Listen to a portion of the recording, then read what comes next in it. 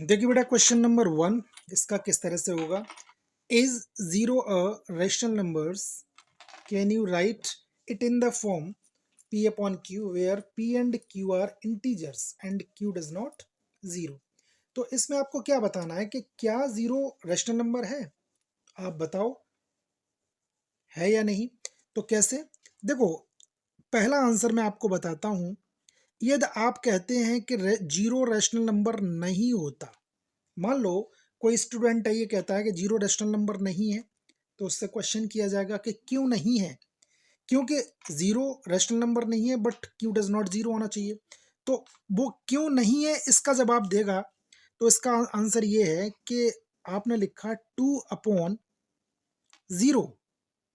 अब क्वेश्चन है क्या जीरो रैशनल नंबर है, आपने बोला नो, तो 2/0 हो गया, 5/0 हो गया, क्योंकि आपने जो है वो Q क्या लिखा आपने, जीरो, जबकि Q जो आपका है वो नॉट इक्वल जीरो होना चाहिए, क्योंकि हमारा रैशनल नंबर है वो आपका P/Q की फॉर्म में होता है और ये P/Q की फॉर्म में नहीं है, इसलिए आंसर ये नो है। बट आपने ये बोला यहाँ पर कि भाई हमारा तो आंसर यस है, आंसर सही है। तो आपसे पूछा जाए क्यों सही है, तो आपने बोला कि हमारा जीरो रैशनल नंबर है कैसे, 0/2 आपने लिखा 0/5, ये रैशनल नंबर हो जाएगा। हमने ये तो कहा था कि आपका जो डिनोमिनेटर है वो जीरो नहीं होना चाहिए, बट यहाँ पर जीरो नहीं है, तो आपका ये रैशनल नंबर हो गया।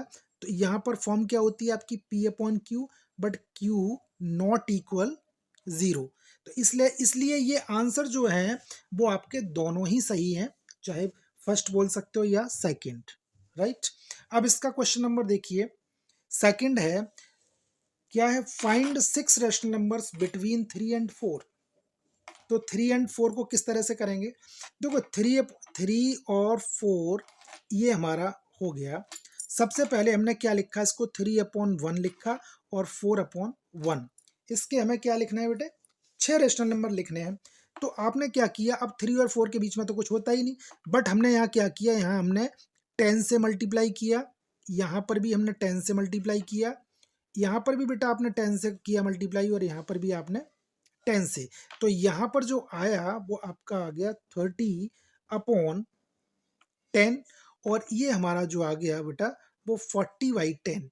अब हम आपसे बोला कि आपको बताना है इसके 6 रैशनल नंबर्स, तो आपने क्या लिखा, अब इसके बीच के रैशनल नंबर जो लिखोगे वो पहला नंबर क्या हो जाएगा, 31/10, ये देखो इस लिख दिया।